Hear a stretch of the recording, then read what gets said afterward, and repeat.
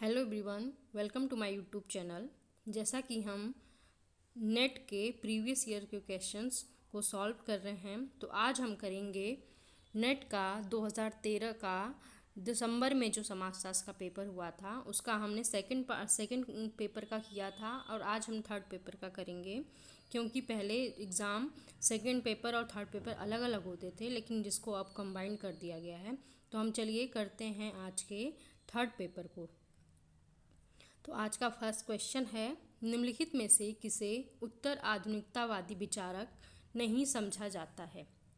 Options हैं Jeffrey Alexander, James Derrida, F Jameson या फिर जे एफ लियोटार्ड। तो बताइए इसमें से कि उत्तर आधुनिकतावादी विचारक कौन नहीं है। तो इस क्वेश्चन का जो राइट आंसर है वो है ऑप्शन ए, जेफरी अलेक्जेंडर। ये हैं नियो फंक्शनलिस्ट, ये उत्तर आधुनिकतावादी विचारक नहीं है। चलिए अगला देखते हैं।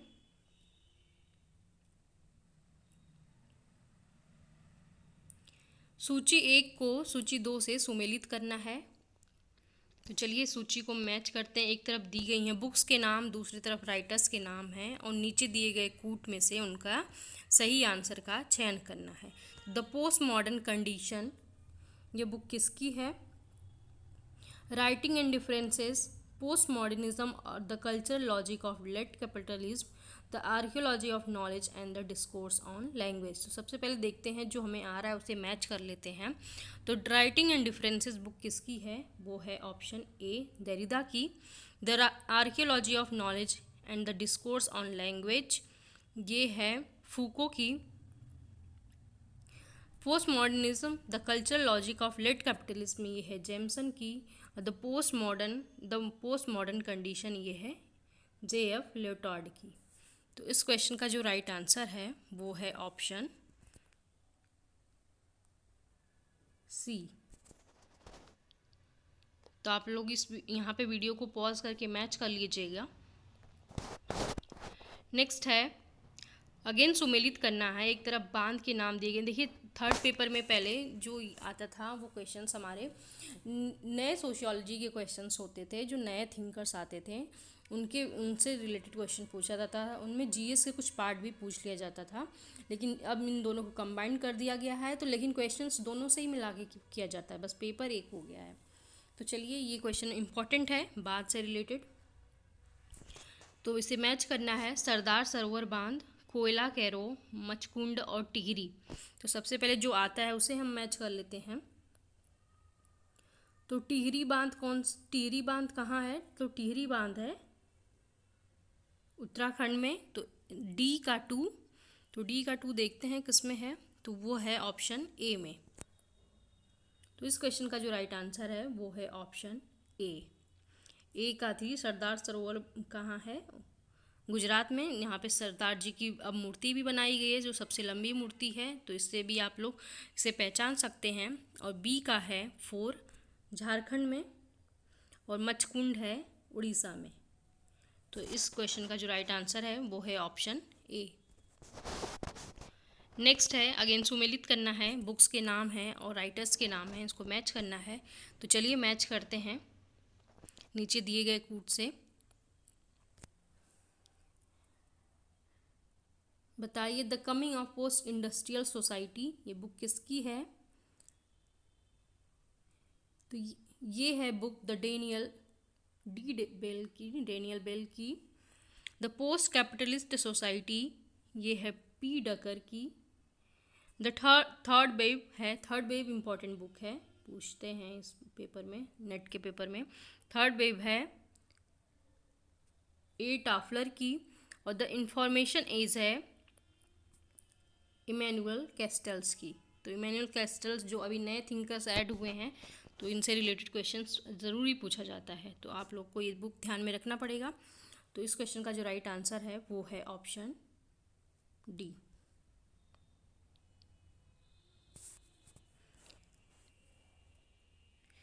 नेक्स्ट है, मैच करना है इसे, इंडियन थिंकर से रिलेटेड क्वेश्चन है।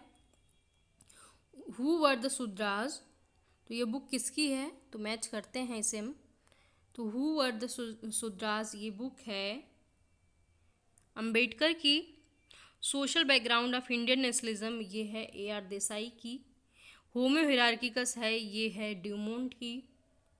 और कास्ट क्लास एंड ऑक्यूपेशन है GS घुरिये की बुक। तो इस क्वेश्चन का जो राइट आंसर है, ये 3 ऑप्शन तो नहीं दिख रहे हैं, मुझे लग रहा है इसका ऑप्शन है डी। इस क्वेश्चन का जो राइट आंसर है वो है ऑप्शन डी।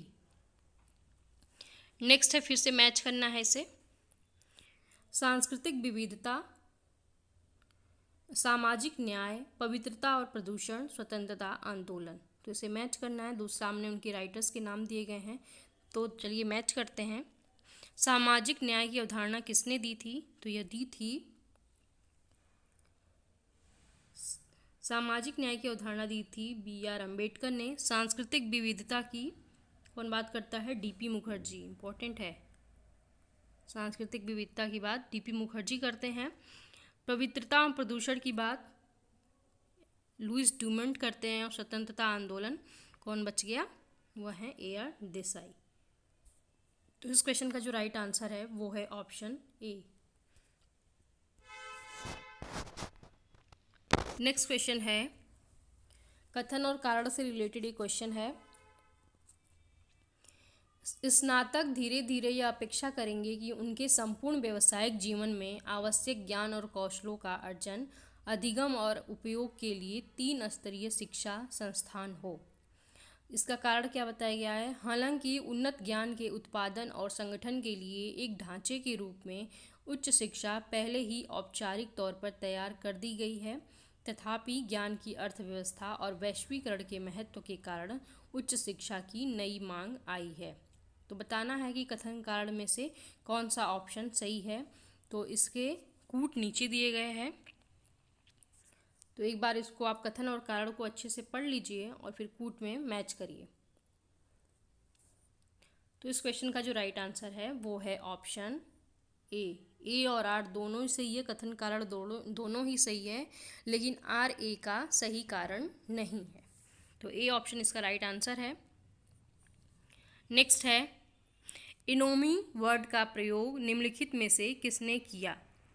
ऑप्शंस है मैक्स वेबर, के मार्क्स, इमाइल दुर्खिम और RK मर्टन। तो इनोमी शब्द का प्रयोग किसने किया है, नीचे दिए गए कूट है उसमें से बताना है आपको कि कौन से राइटर ने इनोमी शब्द का प्रयोग किया है।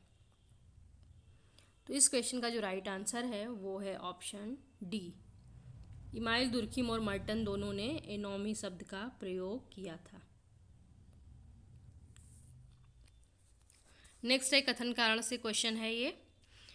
कथन है इसका, विस्थापन विकास के सूचकों में से एक है। कारण है इसका, विस्थापन दुख, दारिद्र्य तथा अन्य समस्याओं से लोगों के ग्रसित होने का कारण बनता है। इसके देख लीजिए, इसका कूट दिख रहा है आप लोगों को, तो इसमें से बताइए कि कौन सा कूट सही होगा। तो इस क्वेश्चन का जो राइट आंसर है वो है ऑप्शन डी। ए गलत है परंतु आर सही है। नेक्स्ट है, नेट के पेपर में कथन और कारण से रिलेटेड क्वेश्चंस बहुत ज़्यादा पूछे जाते हैं, तो इसको आपको सॉल्व करना आना चाहिए। आप लोग जितना भी प्रैक्टिस करेंगे ऐसे क्वेश्चंस को करने का, उतना ही आपकी प्रैक्टिस बनती जाएगी और आपको अच्छे से इसे सॉल्व करना आ जाएगा। तो ये कथन और कारण फिर से है। तो कथन है इसका, जो समाज सामान्य व्यवहार के प्रति कुछ मात्रा तक सहिष्णु है वह सामाजिक विघटन से ग्रसित नहीं होता। और कारण है इसका, सामान्य व्यवहार समाज में नैतिक विनियमन के अभाव का परिणाम है। तो इसका कूट देख लीजिए आप लोग, पहले आप क्वेश्चन पढ़ लीजिए। तो इन्हीं में से, इन दोनों में से इसके ऑप्शन है, तो आप बताइए। अब चलिए, इजी कर दिया है मैंने आप लोग के लिए। तो इस क्वेश्चन का जो राइट आंसर है वो है ऑप्शन बी। ए और आर दोनों सही है, परंतु RA का सही स्पष्टीकरण नहीं है। देख लीजिए, ये है ऑप्शन इसका बी। नेक्स्ट है, ई सदरलैंड ने निम्नलिखित में से किस सिद्धांत का प्रतिपादन किया है? ऑप्शन हैं ब्लू कॉलर अपराध, डाकुओं द्वारा अपराध, व्हाइट कॉलर अपराध या फिर साइबर अपराध। तो सदरलैंड भी इम्पॉर्टेंट है नेट के पेपर में। तो इस क्वेश्चन का राइट आंसर है ऑप्शन सी। इजी क्वेश्चन है लेकिन इम्पॉर्टेंट क्वेश्चन है। नेक्स्ट है, सभी देश जनसांख्यिकी संक्रमण की विभिन्न अवस्थाओं से गुजरते हैं, निम्नलिखित में से कौन एक ऐसी अवस्था नहीं है? ऑप्शन है इसके जनसंख्या विस्फोट, स्थिर स्थिति, जनसंख्या स्थिरता या फिर इष्टतम अवस्था। तो बताना है कि कौन सभी देश जनसांख्यिकी संक्रमण की किन अवस्थाओं से गुजरते हैं जिनमें से एक अवस्था नहीं है। तो इस क्वेश्चन का जो राइट आंसर है वो है ऑप्शन डी, इष्टतम अवस्था नहीं है। बाकी इन तीनों अवस्थाओं से कोई भी देश गुजरता है। अगला क्वेश्चन है, भारत के किस वर्ष में जनसंख्या की समस्या को पहचाना तथा परिवार नियोजन के लिए सरकारी राष्ट्रीय कार्यक्रम अपनाया? ऑप्शंस हैं 1950, 1952, 1955 या फिर 1975। तो परिवार नियोजन कार्यक्रम कब लागू हुआ देश में? तो इस क्वेश्चन का आपको आंसर बताना है। तो इस क्वेश्चन का जो राइट आंसर है वो है ऑप्शन बी, 1952 में। इम्पॉर्टेंट है ये। नेक्स्ट क्वेश्चन देखते हैं, सुमेलित करना है इसे फिर से। तो एक तरफ सूची 1 है, सूची 2 है, उसे मैच करना है कि कौन सा क्वेश्चन इसका राइट आंसर है। तो उच्च प्रजननता, उच्च मृत्यु संख्या, उच्च प्रजननता, निम्न मृत्यु संख्या, निम्न प्रजननता, निम्न मृत्यु संख्या या फिर निम्न प्रजनन नगण्य मृत्यु संख्या। तो इसको मैच करना है। तो देखिए आप लोग इसे मैच करिए। तो इस क्वेश्चन का राइट आंसर है ऑप्शन डी, ए का 2, बी का 3 और डी का और सी का 1 और डी का डी। तो इस क्वेश्चन का जो राइट आंसर है वो है ऑप्शन डी। नेक्स्ट है, निम्नलिखित में से किस दशक में भारत की जनसंख्या के आकार में पूर्ण ह्रास हुआ था? ऑप्शंस हैं 1971 से 1981, 2001 से 2011, 1931 से 1941 या फिर 1901 से 1911। तो किस दशक में बताना है कि भारत की जनसंख्या में ह्रास हुआ था? तो इस क्वेश्चन का जो राइट आंसर है वो है ऑप्शन डी, 1901 से 1911 में जनगणना हुई होगी तो उसमें पता चला होगा कि भारत की जनसंख्या में कमी आई है। नेक्स्ट है,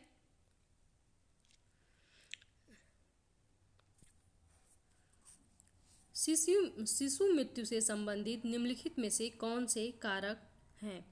ऑप्शंस हैं जन्म के समय कम वजन, अस्पताल में प्रसव सुविधा का अभाव, गर्भवती माता की पोषण परक स्थिति या फिर गर्भ निरोधी उपायों का प्रयोग। तो बताना है कि शिशु मृत्यु से संबंधित कौन सा कारक है। इसके नीचे दिए गए कूट हैं, इसमें से आपको आंसर चूज करना है। तो चलिए इसका आंसर देखते हैं कौन सा है। तो इस क्वेश्चन का जो राइट आंसर है वह है ऑप्शन डी, 1, 2 और 3। 1, 2, 3 ये वाला नहीं है। नेक्स्ट है, सुमेलित करना है। सुमेलित करने वाले क्वेश्चंस ज़्यादा पूछे जाते हैं और ऐसे क्वेश्चंस करना हमारे लिए अच्छा भी होता है क्योंकि हम एक टाइम में एक क्वेश्चन से 4 से 5 क्वेश्चंस का प्रिपरेशन कर लेते हैं। तो एक तरफ चिंतक के नाम दिए गए हैं, दूसरी तरफ व्यक्ति दिया गया है, उनके बताने गया है कि किन्ने ये बात कही है। तो नीचे दिए गए कूट से आपको चूज करना है।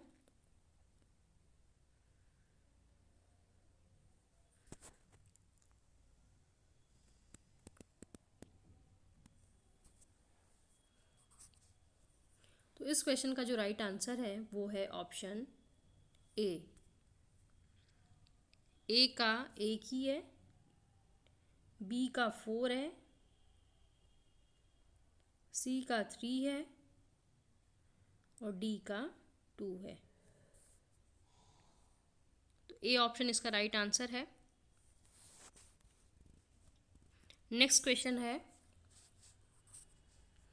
AR देसाई के अनुसार राष्ट्रवाद के विकास के दूसरे चरण को यानी कि वर्ष 1885 से 1905 के किसके द्वारा चित्रित किया गया है? ऑप्शंस हैं उद्योग विकास, समाजवाद का प्रभाव, खेतीहरों की भागीदारी या फिर स्वशासन। यानी कि AR देसाई ने जो कैटेगरी की थी राष्ट्रवाद अपने अध्ययन में, तो बताना है कि 1885 से 1905 का जो उन्होंने बताया था उसमें किसके द्वारा उसे किससे चित्रित करते हैं। तो इस क्वेश्चन का जो राइट आंसर है वो है ऑप्शन ए, उद्योग विकास। नेक्स्ट है, AR देसाई ने भारतीय राष्ट्रवाद के उत्थान के प्रमुख बहुत से कारकों का उल्लेख किया है। इन कारकों के सही सेट को पहचानिए।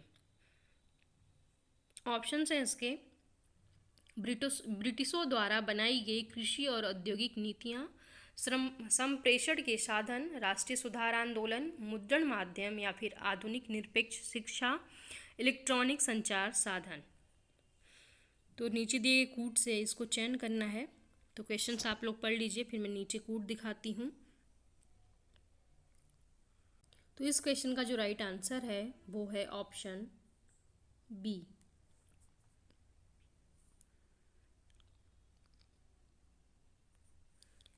अगला है, निम्न में से जेफरी हेबरमास द्वारा स्पष्ट किए गए कार्यों के प्रकार कौन कौन से हैं? तो हेबरमास ने अपने कुछ कार्य बताए हैं, उसके कौन कौन से प्रकार हैं जिनका हेबरमास बात करते हैं। तो नीचे दिए कूट है, इसमें से आपको बताना है कि किस पे हेबरमास ने अपने विचार व्यक्त किए हैं। तो इस क्वेश्चन का जो राइट आंसर है वो है ऑप्शन सी,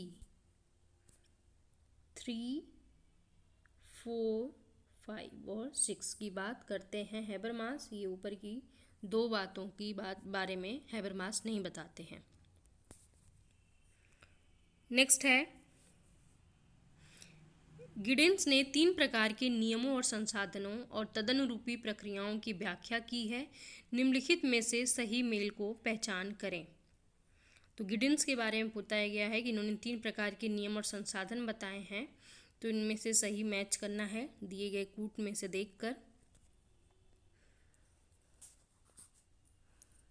तो इस क्वेश्चन का जो राइट आंसर है वो है ऑप्शन डी, 2, 3, 1। ए का 2, बी का 3 और 1 का सी का 1। तो ऑप्शन डी इसका राइट आंसर है। नेक्स्ट है, एंथनी गिडेंस के अनुसार संरचना क्या है? ऑप्शंस हैं अभिनेताओं के व्यवहार के प्रतिमान और मानक, अनन्य क्रिया के परिप्रेक्ष्य में अभिनेता के नियम और संसाधन, मूल्य और आदर्श जो मनुष्य के आचरण को विनियमित करते हैं, या फिर सामाजिक अन्योन्य क्रिया के दौरान बनने वाले ग्रुप और समूह। तो बताना है कि इसमें एंथनी गिडेंस के अनुसार संरचना क्या है, उन्होंने संरचना के बारे में क्या बताया है। तो इस क्वेश्चन का जो राइट आंसर है वो है ऑप्शन बी, अन्योन्य क्रिया के परिप्रेक्ष्य में अभिनेता के नियम और संसाधन। तो गिडेंस अपने संरचना में उनके की पॉइंट्स हैं नियम और संसाधन। नेक्स्ट है, निम्नलिखित में से कौन सा कथन निर्जाति प्रणाली विज्ञान के दृष्टिकोण का सही वर्णन करता है? तो बताना है, ये कुछ ऑप्शंस हैं, इसमें से बताना है कि निजाति प्रणाली विज्ञान के दृष्टिकोण से कौन सा सही है। एथनोमेथोलॉजी, तो इस क्वेश्चन का जो राइट आंसर है वो है ऑप्शन बी। नेक्स्ट है, इरविन गॉफमैन द्वारा निम्नलिखित में से कौन सा प्राथमिक फ्रेमों का प्रयोग किया गया है। तो इरविन गॉफमैन को बताना है कि उन्होंने कौन से फ्रेम का प्रयोग किया है। ऑप्शन है इसके प्राकृतिक फ्रेम, सांस्कृतिक फ्रेम, सामाजिक फ्रेम या फिर वास्तविक फ्रेम। तो इस क्वेश्चन का जो राइट आंसर है वो है ऑप्शन सी, 1 और 3, प्राकृतिक फ्रेम और सामाजिक फ्रेम की बात करते हैं गॉफमैन।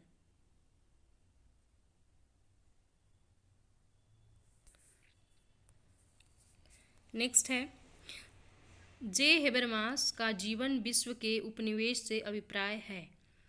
ऑप्शन है इसके विकासशील राष्ट्रों का विकसित राष्ट्रों द्वारा अधीनीकरण, समाज और संस्कृति का अर्थव्यवस्था और राज्य व्यवस्था द्वारा अधीनीकरण, समाज की संस्कृति का वैश्वीकरण द्वारा अधीनीकरण या फिर सांस्कृतिक दृष्टिकोण का वैश्विक पूंजीपति वर्ग द्वारा अधीनीकरण। तो बताना है कि जेफरी हेबरमास ने जीवन विश्व के बारे में क्या कहा है। तो इस क्वेश्चन का जो राइट आंसर है वो है ऑप्शन बी, समाज और संस्कृति का अर्थव्यवस्था और राज्य व्यवस्था द्वारा अधीनीकरण। नेक्स्ट क्वेश्चन है, एल अल्थ्यूजर ने कार्ल मार्क्स की ग्रंथ रचनाओं को ज्ञान शास्त्र के अवरोध के आधार पर वर्गीकृत किया है। मार्क्स के लेखों के ज्ञान शास्त्र संबंधी चरणों को पहचानिए। तो अल्थ्यूजर है नियो मार्क्सिस्ट कह जाते हैं। तो इनका बताना है इन्होंने, इसका ऑप्शंस हैं युवा मार्क्स, परिपक्व मार्क्स, पारंपरिक मार्क्स, अपरिपक्व मार्क्स, रूढ़िवादी मार्क्स या फिर क्रांतिकारी मार्क्स। तो नीचे दिए गए इनके कूट हैं, इसमें से बताना है कि अल्थ्यूजर को क्या कहते हैं। अल्थ्यूजर नहीं है, हाँ अल्थ्यूजर है। तो इस क्वेश्चन का जो राइट आंसर है वह है ऑप्शन ए, 1 और 3, युवा मार्क्स और परिपक्व मार्क्स कहते हैं। नेक्स्ट है, ई गॉफमैन ने अपने कार्यों में निम्नलिखित में से किन अवधारणाओं का प्रयोग किया है। ऑप्शंस हैं अकेंद्रित अन्योन्य क्रिया, केंद्रित अन्योन्य क्रिया, सामना करना, अग्र क्षेत्र या फिर पश्च क्षेत्र या प्रभाव प्रबंधन। तो इरविन गॉफमैन के कार्य को बताना है आपने कि उन्होंने कौन सी अवधारणा का प्रयोग किया है। तो इस क्वेश्चन का जो राइट आंसर है वह है ऑप्शन बी, इन्होंने इन सारी ही अवधारणाओं का प्रयोग इरविन गॉफमैन करते हैं, जिनमें से इम्पॉर्टेंट है, बार बार पूछा जाता है, फ्रंट स्टेज बैक स्टेज की बात इरविन गॉफमैन करते हैं। अगला क्वेश्चन है, निम्नलिखित कथनों के उपयुक्त संयोजन का चयन कीजिए जो घटना शास्त्र को स्पष्ट करता है। ऑप्शंस हैं इसके घटना शास्त्र रोजमर्रा के सामाजिक जीवन से संबंधित होता है, घटना शास्त्र साझे सामान्य ज्ञान को केंद्रित करता है, घटना शास्त्र मानव व्यवहार की कारणात्मक व्याख्या से उसी प्रकार संबंधित है जिस प्रकार अन्य परिप्रेक्ष्यों से, या फिर घटना शास्त्र सामाजिक जीवन के संरचनात्मक नियमों की खोज के प्रयास करता है। तो बताना है इसमें से कि घटना शास्त्र के संबंध में कौन सा सही है। नीचे दिए गए कूट हैं।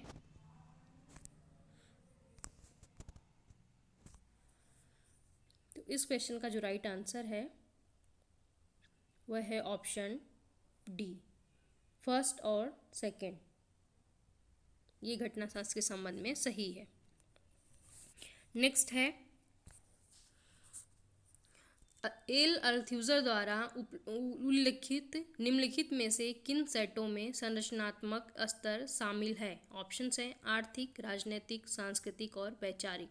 तो बताना है इसमें कि अल्थ्यूजर ने इनमें से कौन से स्तर को शामिल किया है। नीचे दिए गए कोड हैं, इसमें से आपको चयन करना है। तो इस क्वेश्चन का जो राइट आंसर है वो है ऑप्शन बी, फर्स्ट, सेकेंड और फोर्थ। आर्थिक, राजनीतिक और वैचारिक, इन तीन की बात करते हैं एल अल्थ्यूजर। इम्पॉर्टेंट है, ये मोस्ट इम्पॉर्टेंट है नेट के दृष्टिकोण से। नेक्स्ट है, निम्नलिखित में से कौन सी विशिष्ट अवधारणा के सेट का ए सूट्स द्वारा प्रयोग किया गया? तो ये चार ऑप्शंस हैं जिसमें से बताना है कि सूट्स ने इनमें से कौन सा किसका प्रयोग किया है। तो सूट्स को कहते हैं फिनोमिनोलॉजी से रिलेटेड हैं ये अल्फ्रेड सूट्स। तो इनका बताना है कि इन्होंने कौन सी अवधारणा का प्रयोग किया। तो इस क्वेश्चन का जो राइट आंसर है वो है ऑप्शन डी, प्रतीतीकरण, विश्व जीवन, भंडार ज्ञान और उपाय, इनकी बात करते हैं अल्फ्रेड सूट्स। तो डी ऑप्शन इसका राइट आंसर है। नेक्स्ट देखते हैं, निम्न में से कौन सा अभिकथन गौण परिप्रेक्ष्य का सही पहचान करता है? ऑप्शंस हैं, इलीट के दृष्टिकोण से समाज अध्ययन का एक उपागम, विकसित देशों के समाज में परिवर्तनों का वर्णन, आम आदमी का इतिहास समाज के आधारित स्तर पर जन समुदाय के बीच क्या होता है उस पर ज़्यादा केंद्रित है, उत्तर आधुनिक समाजों के अध्ययन का एक उपागम। तो बताना है इसमें से कि कौन सा गौण परिप्रेक्ष्य की सही पहचान करता है। इस क्वेश्चन का जो राइट आंसर है वो है ऑप्शन सी, आम आदमी का इतिहास समाज के आधारिक स्तर पर जन समुदाय के बीच क्या होता है उस पर ज़्यादा केंद्रित है। नेक्स्ट है, निर्वचनीय उपागम जो सामाजिक कृत्य को सामाजिक अभिनेताओं या पात्रों के दृष्टिकोण से समझने की कोशिश करता है। ऑप्शन हैं इसके, सामाजिक दर्शन और घटना विज्ञान, संस्कृति विज्ञान और निजातीय प्रणाली विज्ञान, घटना विज्ञान और निजातीय प्रणाली विज्ञान, या फिर नव मार्क्सवाद और घटना विज्ञान। तो इसमें से बताना है। तो इस क्वेश्चन का जो राइट आंसर है वो है ऑप्शन सी, घटना विज्ञान और निजातीय प्रणाली विज्ञान में सामाजिक कृत्य को सामाजिक अभिनेताओं या पात्रों के, जो भी व्यक्ति होता है उसके दृष्टिकोण से किसी भी घटना के बारे में समझने की कोशिश करते हैं कि वह उसका क्या अर्थ लगाता है।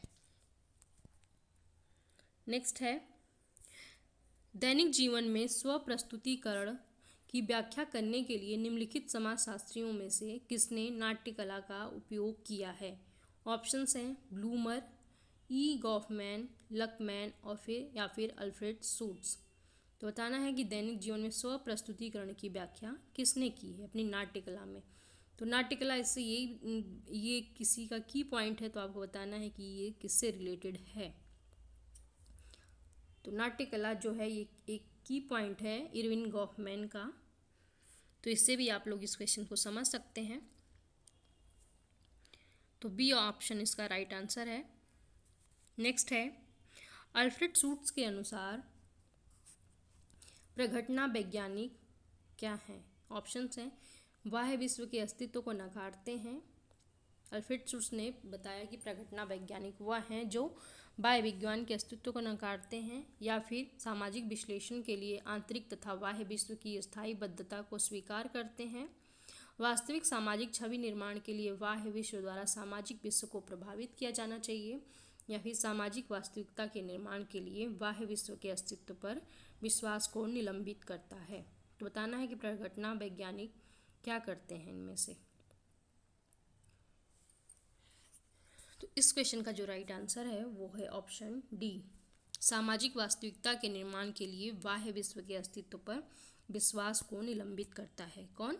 प्रघटना वैज्ञानिक। तो डी ऑप्शन इसका राइट आंसर है। अगला है, सुमेलित करना है। निम्नलिखित को सुमेलित कीजिए। एक तरफ लेखक के नाम है, दूसरी तरफ उनके बुक्स के नाम है, इसको मैच करना है। पीटर बर्जर तथा टी लकमैन, इनकी कौन सी बुक है? तो इनकी है the social construction of reality, ये बुक है पीटर बर्जर और लकमैन की। अल्फ्रेड सूट्स की the problem of social real, Alfred suits की है। ऑप्शंस मुझे इसके लग रहे हैं कि गलत हैं, ऑप्शन गलत दिए गए हैं, इसमें कोड गलत है इनका। बी का है स्टडीज़ इन इथनोमेथोलॉजी, अल्फ्रेड सूट्स का है। एच गारफिंकल का है द पीटर बर्जर का द सीक्रेट कैनोपी, गारफिंकल का the problem of social reality.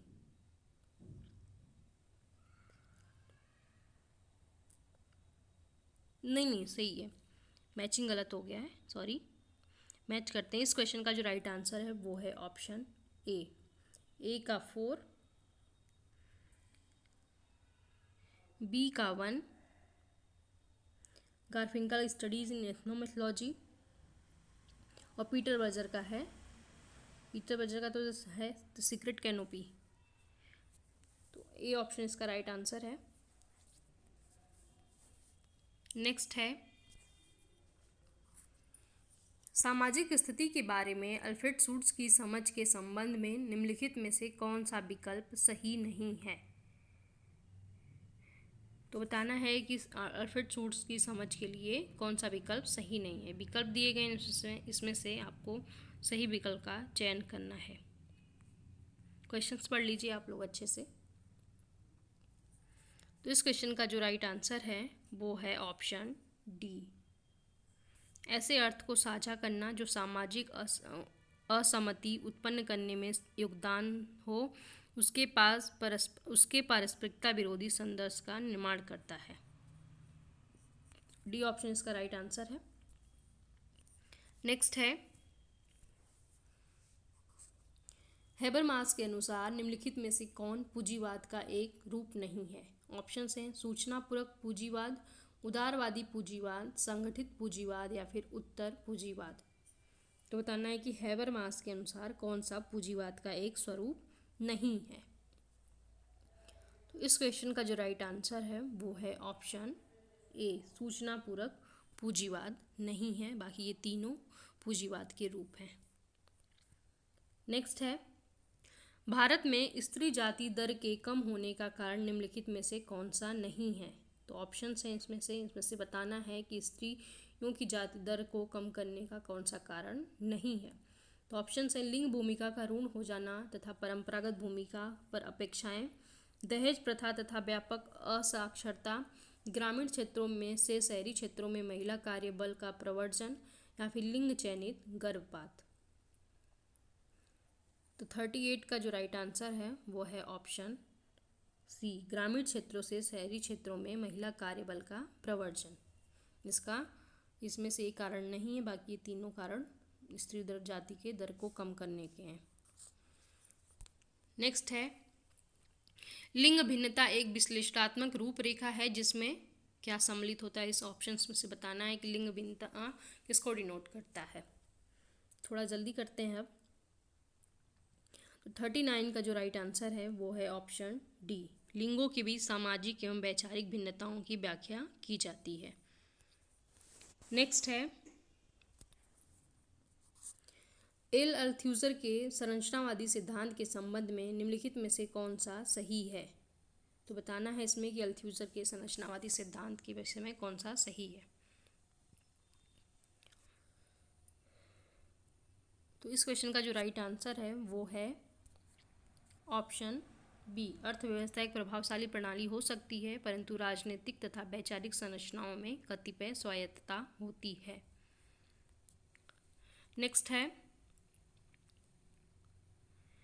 विकास का मानव विकास संदर्भ आर्थिक वृद्धि को निम्नलिखित में से किस रूप में मानता है।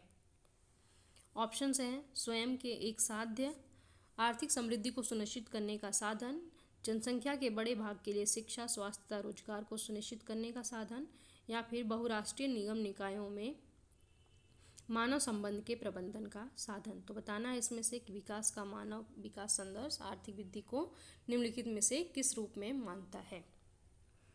तो इस क्वेश्चन का जो राइट आंसर है वो है ऑप्शन सी, जनसंख्या के बड़े भाग के लिए शिक्षा, स्वास्थ्य, रोजगार को सुनिश्चित करने का साधन। चलिए अगला देखते हैं, किस प्रकार के नारी अधिकारवादी इस विचार को स्वीकार करते हैं कि राज्य पुरुष की प्रधानता तथा नारी की गौणता के निर्माण के लिए पुरुषों द्वारा निर्मित संरचनाएं तथा संस्थाएं हैं। तो ये जो नारीवादी सिद्धांत है इसमें से भी क्वेश्चंस ज़रूर पूछे जाते हैं, तो इन चारों ही जो टाइप्स हैं उनको पढ़ना आप लोग के लिए ज़्यादा ज़रूरी है। तो 42 का जो राइट आंसर है वो है ऑप्शन ए, जिसमें पुरुष को प्रधान तथा नारी को गौण के रूप में देखा जाता है उदारवादी नारीवाद में। नेक्स्ट है, निम्नलिखित में से कौन सा विकास के गांधीवादी पथ का भाग नहीं है? ऑप्शन है सामाजिक न्यायिकता, अहिंसा, सहकारी संघर्ष या फिर रचनात्मक कार्य। बताना है कि कौन सी गांधीवादी विचारधारा में शामिल नहीं है। तो इस क्वेश्चन का जो राइट आंसर है वो है ऑप्शन सी, सहकारी संघर्ष। नेक्स्ट है 2011 की जनगणना के अनुसार भारत की जनसंख्या का कितना समानुपात शहरी क्षेत्रों में रहता है? अच्छा, नेट के एग्ज़ाम में जो ये जनगणना होती है या फिर जो भी डाटा होते हैं, करंट के डाटा जो मेनली फीमेल से रिलेटेड होते हैं या समाज से रिलेटेड होते हैं, जो समाज को इफेक्ट करने वाले कंपोनेंट्स हैं उनसे रिलेटेड होते हैं, तो उनसे डाटा पूछे जाते हैं। तो आप लोग को डाटा, करंट डाटा के बारे में भी जानकारी होनी चाहिए। तो बताना है इसमें से कि भारत की जनसंख्या कितना समानुपात शहरी क्षेत्रों में रहता है। तो इस क्वेश्चन का जो राइट आंसर है वो है ऑप्शन बी, लगभग 1/3 भाग शहरी क्षेत्रों में रहता है। नेक्स्ट क्वेश्चन है भारतीय अर्थव्यवस्था में कौन सा क्षेत्र इसकी जीडीपी के सर्वाधिक योगदान करता है? ऑप्शन हैं कृषि, सेवा, उद्योग या फिर सभी समान योगदान करते हैं। तो बताना है कि जीडीपी में सर्वाधिक योगदान किसका होता है? तो इस क्वेश्चन का राइट आंसर है ऑप्शन बी, सी लग रहा है ना, ऑप्शन बी। नेक्स्ट है यदि विकास सामाजिक लिंग संवेदनशील नहीं हुआ तो खतरे में पड़ जाएगा। इस पर निम्नलिखित एजेंसियों में से किसने बल दिया है? तो ऑप्शन हैं यूएनडीपी, विश्व बैंक या फिर आईएमएफ या फिर डब्ल्यूटीओ। तो बताना है कि कौन से एजेंसी ने इस बात पे बल दिया है कि सामाजिक लिंग संवेदनशील नहीं हुआ तो खतरे में पड़ जाएगा। तो इस क्वेश्चन का जो राइट आंसर है वो है ऑप्शन ए, यूएनडीपी। नेक्स्ट है हाल के दशकों में विश्व के सकल CO2 उत्सर्जन में से भारत में इसका उत्सर्जन क्या है? CO2 के उत्सर्जन के बारे में बताना है। प्रदूषण भी यूनिट में है, आपके सिलेबस में है नेट के, तो उससे भी रिलेटेड क्वेश्चन पूछे जाते हैं। ऑप्शन है इसके स्थिर रहा CO2 उत्सर्जन, या फिर महत्वपूर्ण रूप से बढ़ा है, अत्यधिक कम हुआ है, या फिर कृषि विकसित क्षेत्रों में कम हुआ है जबकि औद्योगिक क्षेत्रों में बढ़ा है। तो बताना है इसमें से कि कौन सा राइट आंसर है। तो इस क्वेश्चन का जो राइट आंसर है वो है ऑप्शन बी, महत्वपूर्ण रूप से बढ़ा है।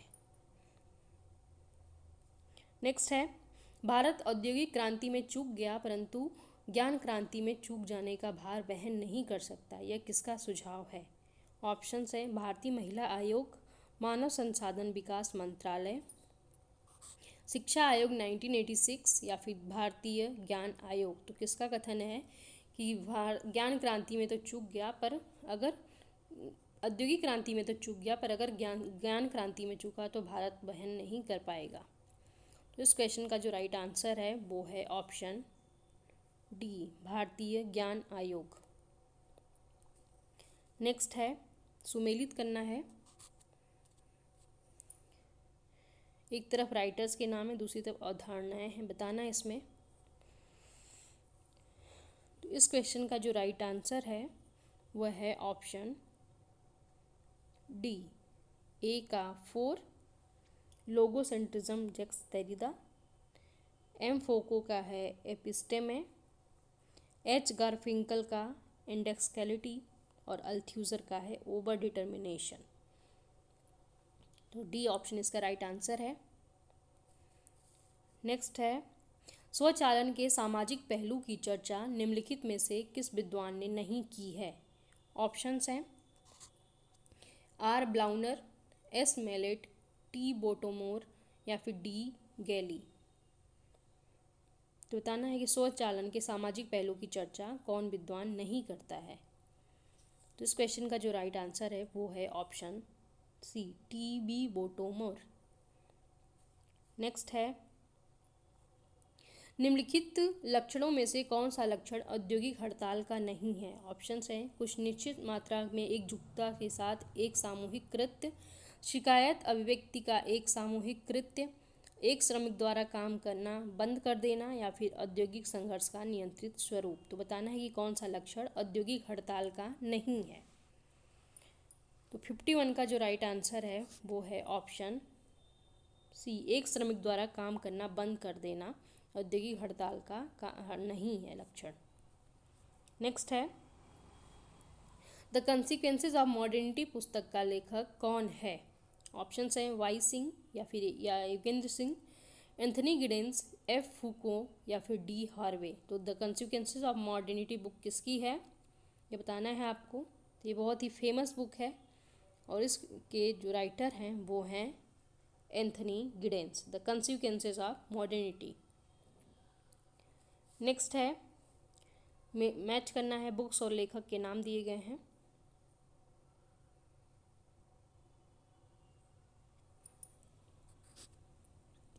तो इस क्वेश्चन का जो राइट आंसर है वो है ऑप्शन, मैच करिए आप लोग,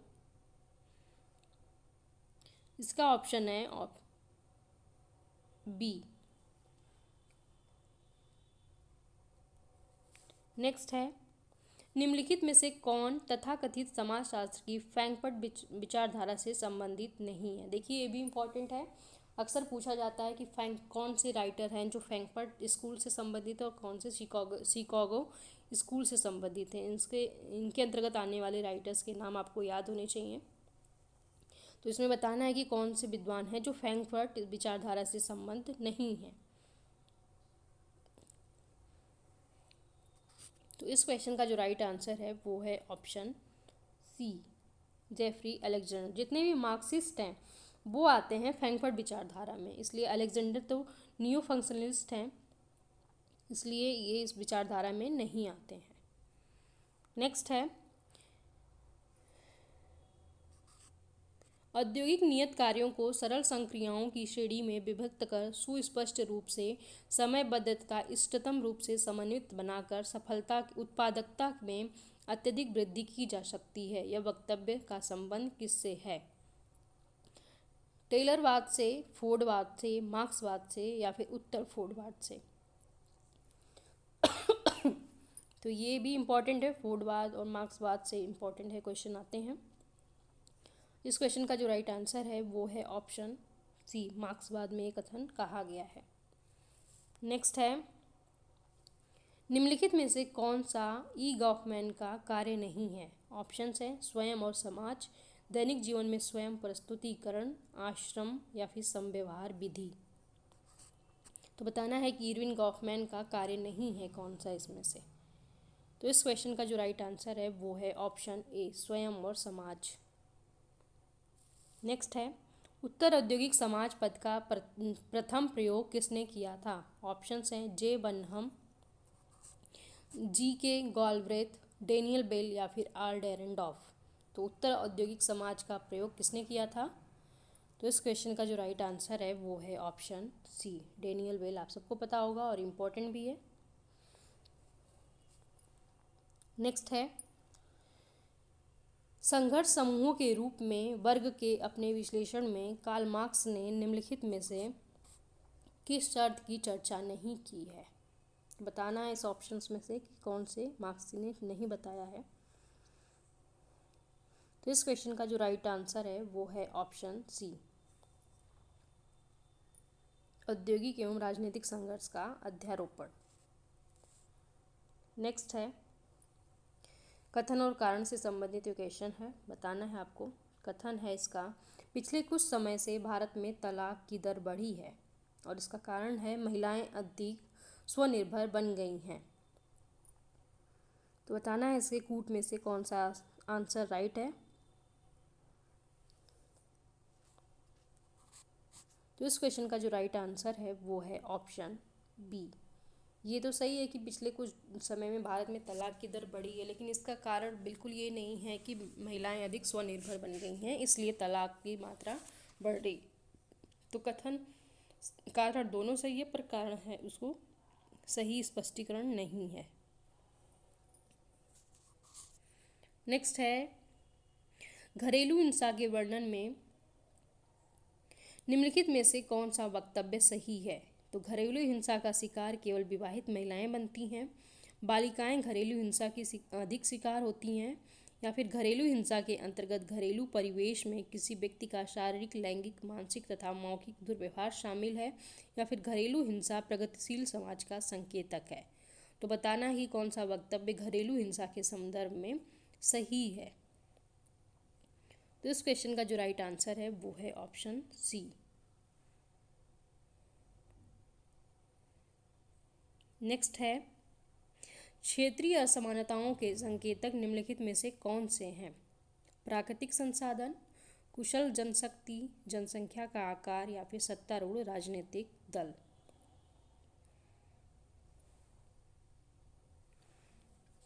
तो इस क्वेश्चन का जो राइट आंसर है वो है ऑप्शन बी। नेक्स्ट है, सभ्यताओं के संघर्ष की प्रस्थापना है कि उत्तर शीत युद्ध विश्व के लोगों की सांस्कृतिक और धार्मिक पहचान संघर्ष के प्राथमिक स्रोत होंगे। यह किसका विचार है? ऑप्शंस हैं J.S. Mills, max weber, Samuel P Huntington, या फिर इमाइल दुर्खिम। तो बताना है कि सभ्यताओं के संघर्ष की प्रस्थापना की बात कौन करता है? इस क्वेश्चन का जो राइट आंसर है वो है option C, Samuel P Huntington. Next है, निम्नलिखित विशेषताएं हैं, इसमें बतानी है कि आर रेडफील्ड द्वारा वर्णित लघु समुदाय की विशेषताओं को सही सेट को पहचानिए। तो कौन सी विशेषताएं आर रेडफील्ड द्वारा बताई गई हैं लघु समुदाय के संदर्भ में? तो आपको इस कूट में से चयन करना है। तो इस क्वेश्चन का जो राइट आंसर है वो है ऑप्शन बी, 1, 3 और 4। समांगता, आत्मनिर्भरता और विभेदीकरण। नेक्स्ट है, डेनियल थार्नर ने अपने वर्गीकरण में निम्नलिखित में से किसे सम्मिलित नहीं किया? डेनियल थार्नर का ये भी इम्पोर्टेंट है, इनकी पूछी जाती है। तो बताना है इसमें से कि कौन से का प्रयोग डेनियल थार्नर ने नहीं किया है। तो मालिक, जमींदार, किसान और मजदूर।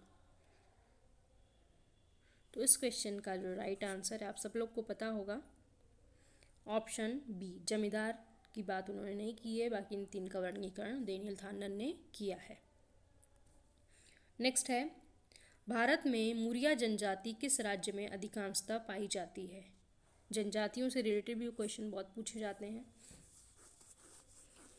ऑप्शंस हैं छत्तीसगढ़, राजस्थान, उड़ीसा, या फिर आंध्र प्रदेश। तो बताना है कि मुरिया जनजाति किस राज्य में अधिकांशतः पाई जाती है। तो इस क्वेश्चन का जो राइट आंसर है वो है ऑप्शन ए, छत्तीसगढ़ में पाई जाती है। नेक्स्ट है, भारत में जनजातीय अर्थव्यवस्था के साथ निम्नलिखित में से कौन प्रबल रूप से संबंध नहीं है? तो कुछ ऑप्शंस हैं जिसमें से बताना है आपको।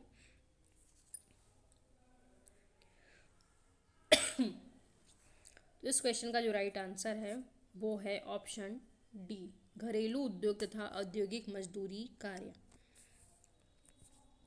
नेक्स्ट है, और बहुत इंपॉर्टेंट क्वेश्चन है ये, आंदोलनों से रिलेटेड, और ये दोनों आंदोलन पूछे जाते हैं। तो तेभागा तथा तेलंगाना आंदोलन किस राज्यों में शुरू किए गए थे? आंध्र प्रदेश तथा बिहार में, पश्चिम बंगाल तथा आंध्र प्रदेश में, आंध्र प्रदेश तथा पश्चिम बंगाल में, या फिर पश्चिम बंगाल तथा बिहार में। तो बताना है कि तेभागा तेलंगाना आंदोलन किन किन राज्यों में हुआ था। तो इस क्वेश्चन का जो राइट आंसर है वो है ऑप्शन बी, तेभागा हुआ था पश्चिम बंगाल में तथा तेलंगाना हुआ था आंध्र प्रदेश में। नेक्स्ट है, भारत में फार्मर्स मूवमेंट की निम्नलिखित में से कौन सी मांग नहीं है? तो फार्मर्स मूवमेंट की बात में से कौन सी मांग नहीं है बताना है। और इस क्वेश्चन का जो राइट आंसर है वह है ऑप्शन सी, भूमि का वितरण। नेक्स्ट है, भारत में निम्नलिखित में से कौन सी जनजाति मातृवंशीय है? ऑप्शन है खासी, मुंडा, संथाल, या फिर ओंगी।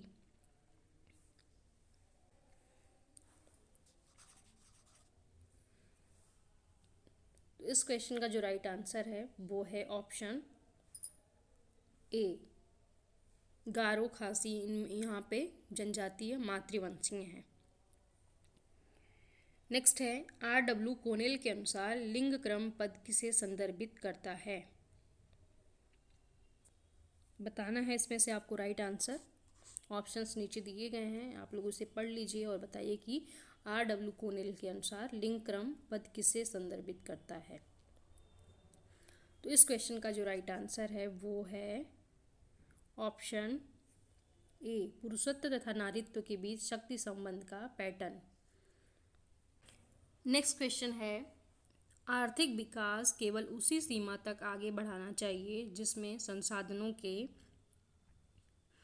अपक्षय के बदले उनका पुनर्चक्रण किया जाए, जैव विविधता को अक्षुण्ण रखा जाए तथा स्वच्छ हवा, पानी एवं भूमि की सुरक्षा की जाए।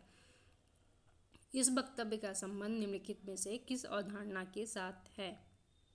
ऑप्शन है इसके आर्थिक विकास, सामाजिक विकास, धारणीय विकास या फिर नृविज्ञान। इस क्वेश्चन का जो राइट आंसर है वो है ऑप्शन सी, धारणीय विज्ञान, ऐसे सस्टेनेबल डेवलपमेंट भी कहते हैं। नेक्स्ट क्वेश्चन है, तेभागा आंदोलन में तेभागा का क्या अर्थ है।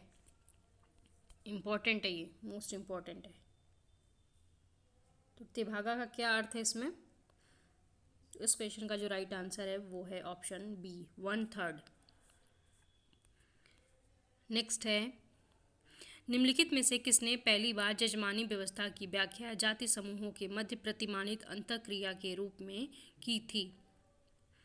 तो ये तो इजी क्वेश्चन है, लेकिन बहुत बार पूछा जाता है, हमेशा ही पूछा जाता है जजमानी व्यवस्था के बारे में। तो इस क्वेश्चन का जो राइट आंसर है वो है ऑप्शन ए, विलियम वाइजर ने जजमानी व्यवस्था सबसे पहले दी की थी। नेक्स्ट है, नक्सलबाड़ी कृषक आंदोलन पेजेंट मूवमेंट कब शुरू हुआ था। 1967, 1970 या फिर 1977 या फिर 1956। तो नक्सलवादी कृषक मूवमेंट कब शुरू हुआ था। तो इस क्वेश्चन का जो राइट आंसर है वो है ऑप्शन ए, 1967 में। अगला है और आज का ये लास्ट क्वेश्चन है, हरित क्रांति किससे संबंधित है। कृषि विकास, औद्योगिक विकास, दुग्ध उत्पादन या उपरोक्त सभी। तो बताना है कि हरित क्रांति का संबंध किससे है। तो इस क्वेश्चन का जो राइट आंसर है वो है ऑप्शन ए, कृषि विकास से संबंधित है। तो ओके फ्रेंड्स, तो आज का ये लास्ट क्वेश्चन था। मिलते हैं नेक्स्ट डे एक नए सीरीज़ के साथ या फिर नए PYQ के साथ। तब तक के लिए धन्यवाद।